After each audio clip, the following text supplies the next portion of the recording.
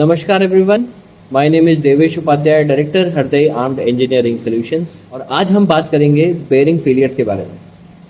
हम bearing failures को किस तरीके से डिफाइन करते हैं, तो बेयरिंग फेल हो गया है ये हम कैसे डिफाइन करेंगे। So there are lot of events, बहुत सारे ऐसी कंडीशंस होती हैं जहाँ पर बेयरिंग या तो टूट जाता है, या बेयरिंग चलना बंद हो जाता है, या बेयरिंग डिफॉर्म हो जाता है, या फिर बेयरिंग सीज हो जाता है, या फिर बेयरिंग में वाइब्रेशंस बढ़ जाते हैं। सो ये सारी रीजंस हैं जहाँ पे हम डिफाइन करते हैं कि बेयरिंग फेल हो चुका है। अब बेयरिंग फेलियर्स की रीज़न क्या है, वाई डू बेयरिंग फेल, जब हम इतना सारा एक्सपर्टीज लगा के, इतना सब कुछ उसका अलाइनमेंट करके, मैन्युफैक्चरिंग करके, लुब्रिकेशंस लगा के हम एक बेयरिंग को यूज़ करते हैं, बट फिर भी बेयरिंग फेल हो जाता है। और इस फेलियर की वजह से बहुत ज़्यादा मेंटेनेंस कॉस्ट, बहुत ज़्यादा डाउन टाइम इंडस्ट्री को फेस करना पड़ता है। अब आज हम ये देखेंगे कि किन रीजंस की वजह से बेयरिंग फेल होता है। यहाँ पर दिखाया गया है कि कॉजेस ऑफ बेयरिंग डिफेक्ट्स क्या हैं और कौन से कॉजेस कितनी प्रोबेबिलिटी में बेयरिंग डिफेक्ट लाते हैं। तो जैसा आप देख सकते हैं, 25% of the reason for a bearing failure is lubricant contamination. Lubricant contaminate हो जाता है, सड़ जाता है, खराब हो जाता है, जिस वजह से बेयरिंग फेल होता है। अब लुब्रिकेंट कंटैमिनेशन को हम कैसे डिफाइन करेंगे। मान लो कि बेयरिंग में ऑयल लुब्रिकेशन हो रहा है, तो लुब्रिकेंट कंटैमिनेशन में ऑयल जो है अपनी फिल्म बनाना छोड़ देता है, लुब्रिकेंट फिल्म बनाना छोड़ देता है, क्योंकि उस ऑयल में बहुत सारी इम्प्योरिटीज आ गई हैं। तो इम्प्योरिटी कहाँ से आ सकती हैं, डस्ट से आ सकती हैं, केमिकल से आ सकती हैं, या फिर कुछ अडल्ट्रेंट डाला हो, या फिर ऐसा कोई एडिटिव डाला हो जो ऑयल को ख़राब कर देता है, या फिर ऑयल की लाइफ बहुत जल्दी ख़त्म हो जाती है, जिस वजह से ऑयल कंटैमिनेट हो जाता है। अगर हम ग्रीस की बात करें तो ग्रीस कंटैमिनेशन में भी कई रीजंस ऐसे हैं कि ग्रीस में डस्ट आ जाता है, या फिर ग्रीस जल जाता है, या फिर उसका जो बेस कॉम्प्लेक्स है वो डिटोरिएट होने लगता है। तो ऐसी कई सारी इवेंट्स होते हैं जहाँ पे लुब्रिकेंट कंटैमिनेट हो जाता है, और उस कंटैमिनेशन की वजह से लुब्रिकेंट अपना फिल्म नहीं बना पाता between metal to metal of the bearing, जो फिल्म बहुत ज़्यादा इंपॉर्टेंट होती है किसी भी लुब्रिकेशन फिनोमिना। सो आप ये देख सकते हैं कि 25% of a reason of bearing failure is due to lubricant contamination. Coming next, 20% are due to unsuitable lubrication. ऐसी कई बार होता है कि किसी बेयरिंग को जिस एप्लीकेशन में यूज़ किया गया है उस एप्लीकेशन के मुताबिक लुब्रिकेंट सूटेबल ही नहीं होता। For example, temperature conditions, moisture conditions, या फिर लोड कंडीशंस। इन कंडीशंस में वो बेयरिंग में जो लुब्रिकेंट यूज़ किया गया है वो सूटेबल ही नहीं है उस कंडीशन में। तो उस वजह से भी क्या होता है कि लुब्रिकेंट्स डिटोरिएट हो जाता है या फिर ख़राब हो जाता है, जिस वजह से वो बेयरिंग को लुब्रिकेट नहीं कर पाता एंड बेयरिंग फेल हो जाता है। The next cause of lubrication is 20% lengthy times between the lubrication.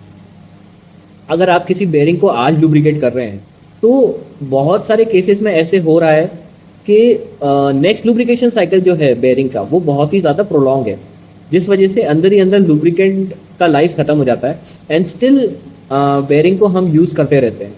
तो उस वजह से बेयरिंग धीरे धीरे धीरे धीरे ख़त्म होता जाता है and finally it ends up in Fehling. उसका फटीग लाइफ साइकिल खत्म हो जाता है बेयरिंग का, तो जिस वजह से बेयरिंग फेल हो जाता है। Now next we can see is 15% is due to insufficient lubricant quantity. Bearing को हम उतना सफिशिएंट क्वांटिटी ऑफ लुब्रिकेशन देते ही नहीं कि बेयरिंग लॉन्ग टर्म के लिए यूज में आए। The next is 10% is इनएडिक्वेट bearing selection. किसी भी एप्लीकेशन के लिए हम बेयरिंग सिलेक्शन इनएडिक्वेट करते हैं। फॉर एग्जाम्पल, अगर आपका रेडियल लोड ज़्यादा है तो हम एक्सियल लोड बेयरिंग ले लेते हैं कभी कभी, या फिर एक्सियल लोड है तो रेडियल लोड बेयरिंग ज़्यादा ले लेते हैं, या फिर हमारा जो आरपीएम कंडीशंस हैं वो बेयरिंग के लिए सूटेबल नहीं है। ऐसे कई सारे रीजंस हो सकते हैं जिस वजह से बेयरिंग फेल हो जाता है। रेस्ट ऑफ द परसेंटेज आप देख सकते हैं 5%, 4% and 1% are all mechanical cause. से मैन्युफैक्चरिंग डिफेक्ट आता है, या फिर इम्प्रॉपर माउंटिंग होती है, या फिर इम्प्रॉपर हाउसिंग होती है, इनडायरेक्ट फेलियर्स होते हैं, कभी कभी मटेरियल डिफेक्ट्स भी आ जाता है बेयरिंग में। तो ये सारे रीजंस होते हैं बेयरिंग फेलियर्स के।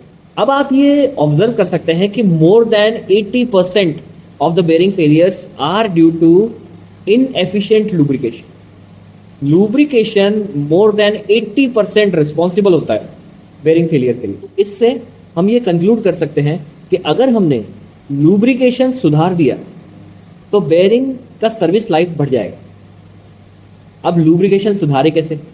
Because there are an number of standards of lubrication, types of lubrication और कैपेसिटी और इफिशिएंसी ऑफ लुब्रिकेशन। बहुत बहुत वाइड मार्केट है लुब्रिकेशन का। तो इन सारे बेरिंग फेलियर्स को सॉल्व करने के लिए हृदय आर्म्ड इंजीनियरिंग सॉल्यूशंस अपने प्रोडक्ट लाइन लेके आया है which are specifically on to dry and solid lubrication. So हमारा प्रोडक्ट लाइन हर तरीके के लुब्रिकेशन में फिट होता है। There are 3 types of lubrication which are solid lubrication, semi solid and liquid lubrication. तो हमारे पास ऑयल है, ग्रीस है एंड लुब्रिकेशन कोटिंग है। तो इन तीनों में जो कॉमन चीज़ है that is molybdenum disulphide additive, जो इन सारे कॉजेज ऑफ डिफेक्ट्स को सॉल्व कर सकता है। अब कॉजेज ऑफ डिफेक्ट्स जैसे हम वापस इसमें देखेंगे कि lubricant contamination, unsuitable lubrication, lengthy times between lubrication, insufficient lubrication, ये सारे जो रीजंस है ये सारे के सारे MOH2 सॉलिड लुब्रिकेशन से सॉल्व हो सकते हैं। तो फॉर एग्जांपल कि लुब्रिकेंट कंटामिनेशन में कि अगर लुब्रिकेंट कंटामिनेट होता है तो ऐसा कोई एडिटिव जो लुब्रिकेंट को कंटामिनेट ना होने दे। सेकेंडली जो 20% रीज़न है जिसमें अनसूटेबल लुब्रिकेशन है, तो अनसूटेबल लुब्रिकेशन का मतलब ये है कि लोड कंडीशंस में और ह्यूमिडिटी एंड मॉइस्चर कंडीशंस में वो लुब्रिकेंट काम नहीं आता। तो MOH2 सॉलिड लुब्रिकेंट जो है that pools up all the efficiency of the base lubricant. Base lubricant की पूरी क्षमता को यूज करने की ताकत रखता है MOH2। तो MOH2 सॉलिड लुब्रिकेंट का सरफेस एरिया इतना ज्यादा है कि वो सारी की सारी फ्रिक्शनल हीट अपने ऊपर समा लेगा। Frictional heat is the most common reason for bearing defects जो इन सब कैटेगरी में आता है। तो MOH2 सबसे ज्यादा जो प्रॉब्लम सॉल्व करता है वो होती है फ्रिक्शनल हीट जनरेशन। मैं आप सबसे यही रिक्वेस्ट करना चाहूँगा, आप डिस्क्रिप्शन में दिए गए लिंक पर क्लिक करके इन सारे MOH2 सॉलिड और ड्राई लुब्रिकेंट के बारे में जान सकते हैं and you can post all of your requirements to me and I am ready to solve all these more than 80% of bearing defect reasons. So नमस्कार, my name is Devesh Upadhyay. Please comment and post your requirement. I am here to solve all of your problems of bearings. Namaskar.